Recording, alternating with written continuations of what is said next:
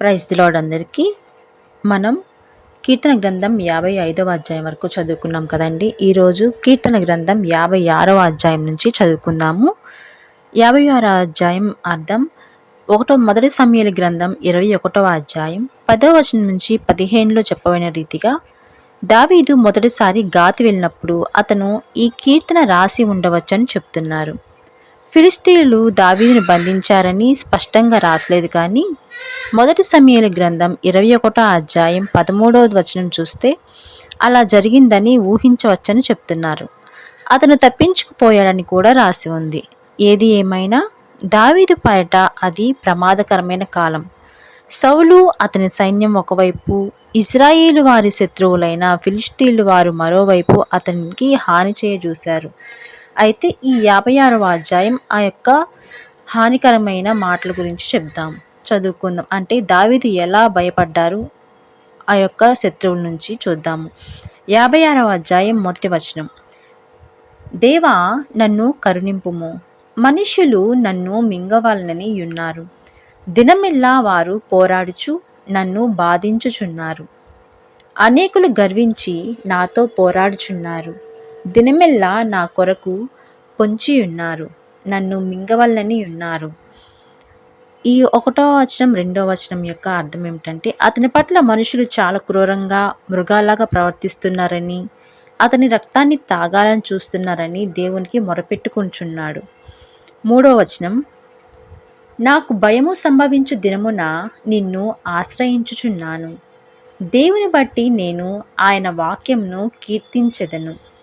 దేవుని యందు నమ్మకముంచి ఉన్నాను, నేను భయపడను. శరీరధారులు నన్నేమి చేయగలరు? 3వ వచనం 4వ వచనం అర్థం ఏమిటంటే, తనకేమి భయం లేదని దావీదు అనడం లేదు, కానీ మనుషుల్లో ధైర్యానికి మారుపేరైన వారే కొన్నిసార్లు భయపడవచ్చు. అయితే భయం వేసినప్పుడు ఏం చేయాలో దావీదుకు తెలుసు. దేవునిపై అతనికున్న విశ్వాసం, నమ్మకం ఆ భయాన్ని పారదోలింది.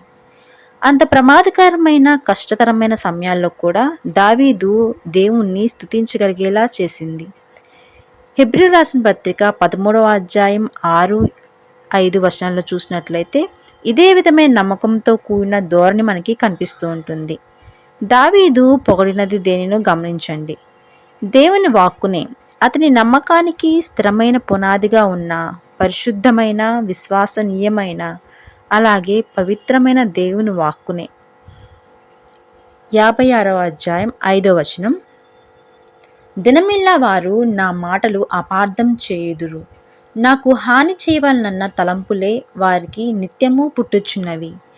ఈ యొక్క వచనం అర్థం ఏమిటంటే, ఇది దుర్మార్గులు ప్రయోగించే ఒక ఎత్తుగడ అని, మంచివారి మాటలను, దేవుని మాటలను సహా వారు తమ ఉద్దేశాల కోసం తారుమారు చేస్తున్నారని దావీదు చెప్తున్నాడు. 56వ అధ్యాయం 6వ వచనం. వారు గుంపు కూడి పొంచియుందురు, నా ప్రాణము తీయగోరుచు వారు నా అడుగుజాడలు కనిపెట్టుదురు. తాము చేయు దోషక్రియల చేత వారు తప్పించుకొందురా. దేవా, కోపం చేత నా జనములను అనగగొట్టుము. నా సంచారములను నీవు లెక్కించి ఉన్నావు. నా కన్నీళ్లు నీ బుడ్డిలో నుంచబడి ఉన్నవి, అవి నీ కవిలలో కనబడును కదా. కన్నీళ్లు, తన ప్రజల కన్నీళ్లు దేవుని దృష్టిలో గొప్ప విలువ కలవి.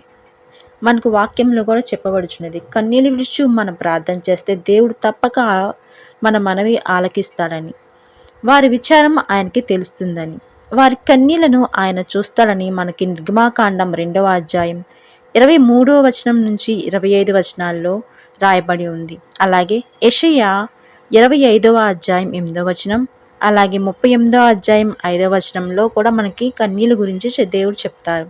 అలాగే ప్రకటన గ్రంథంలో కూడా 7వ అధ్యాయం 17వ వచనంలో, అలాగే ప్రకటన గ్రంథం 21వ అధ్యాయం 4వ వచనంలో కూడా మనం చూస్తాం. దేవుడు తన పిల్లల కన్నీళ్లను పట్టించుకోనంతగా ఏ తల్లి తన పిల్ల ఏడుపుని ఎప్పుడూ వర్ణించుకోలేదు. అంటే దేవుడు మన తల్లి మనల్ని విడిచినా కానీ దేవుడు మనల్ని ఎన్నడూ కూడా విడవడని వాక్యంలో చెప్పి ఉన్నట్టుగా దేవుడు మన కన్నీళ్లను చూసి మన యొక్క బాధలను తీరుస్తాడని దావీదు చెప్తున్నాడు అన్నమాట. 56వ అధ్యాయం 9వ వచనం. నేను మొరపెట్టు దినమున నా శత్రువులు వెనుకకు తిరుగుదురు. దేవుడు నా పక్షంన ఉన్నాడని నాకు తెలియును. దేవుని బట్టి నేను ఆయన వాక్యంను కీర్తించెదను.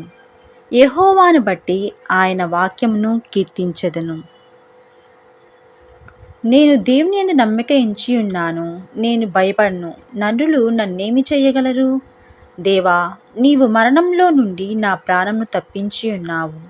నేను జీవపు వెలుగులో దేవుని సన్నిధిని సంచరించినట్లు జారిపడకుండా నీవు నా పాదములను తప్పించి ఉన్నావు.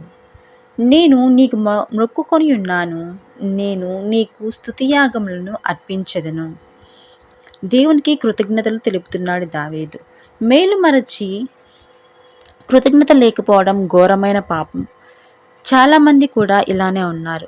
దేవుడు తమకు చేసిన మేళ్లను ప్రతిగా దేవునికే ఏదన్నా అర్పిద్దామని వారు అనుకోరు. దావీదు అలా కాదు. దావీదు దేవుని హృదయానికి అనుగుణంగా మెలిగాడు.